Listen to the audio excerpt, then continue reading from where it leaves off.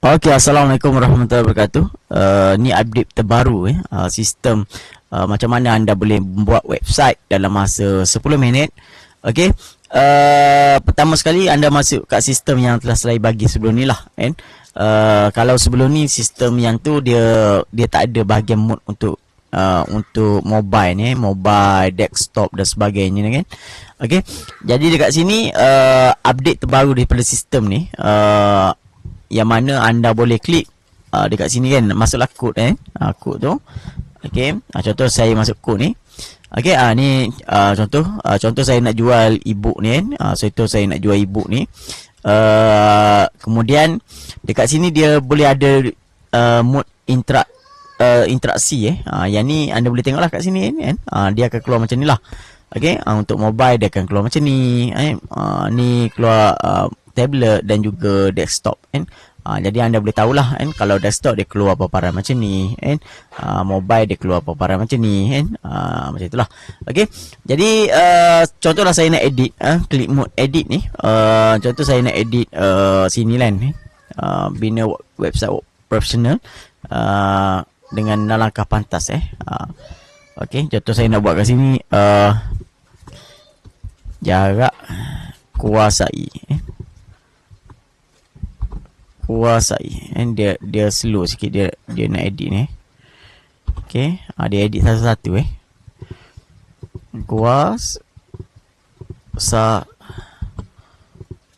okey, WordPress. Okey, mungkin dia bila yang tulisannya berwarna ni dia akan jadi slow lah sikit kan. Yang lain daripada lain Okey, kalau yang ni senang je kan. Contoh okey, anda boleh edit lah kat sini dengan okey. Lepas tu gambar contohlah gambar anda nak edit gambar ni. Okey, anda boleh masuk dekat drive lah drive yang saya tunjuk itu. Okey, sistem yang saya tunjuk. Contohlah saya nak tukar gambar ni. Okey, share, kemudian copy link lah copy link kena buat everyone kemudian masuklah dekat sistem yang saya buat sebelum ni yang bagi sebelum ni drive link ni. Okey, jadi anda boleh paste kat sini dia punya link, convert, kemudian dia akan keluar gambar lah. Okey, dia akan keluar link untuk direct kepada image drive tu kan. Copy direct ni, kemudian masuk dekat live code. Okey, kemudian anda boleh tukarlah kat sini. Okey, contohlah saya tukar ni. Masuklah gambar. Okey, saya masuk gambar link tu, tekan okey. Anda bertukarlah. Okey. Jadi contoh saya nak tukar gambar ni pula gambar saya ni nak tukar. Saya masuk gambar saya, share.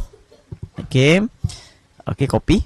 Kemudian saya masuk dekat sini balik. Okey, saya paste lah Okey, convert balik, kita copy link, kita masuk balik kat sini, tukar kepada yang ni. Okey, gambar saya lah.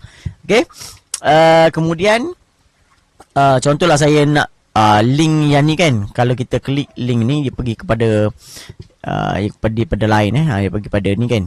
Okey, saya nak tukar pada link pembayaran saya lah kan.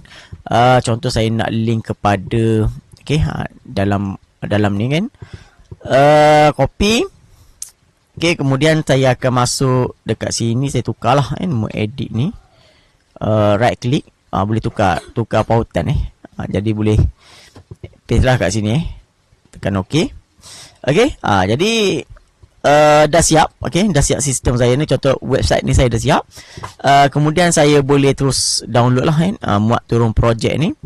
Okey, nanti dia akan dapat file lah dapat file ni lah saya serak. Kemudian dia akan dapat file ni lah. Yang ni lah kita masuk dekat server kita. Okey, dalam masa 10 minit kita siap sistem kita tu. Okey, terima kasih. Itu saja.